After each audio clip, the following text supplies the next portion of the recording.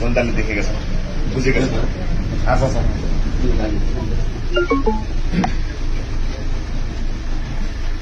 लडाइँ लामो हुन्छ भन्ने मलाई थाहा लड्छु म केही छैन आज अदालतप्रति सम्मान छ मेरो सोध्ने बाटो सोध्नु है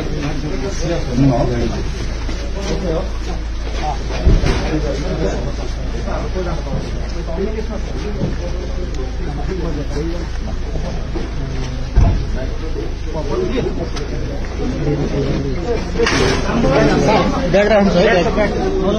ब्याक छ सामान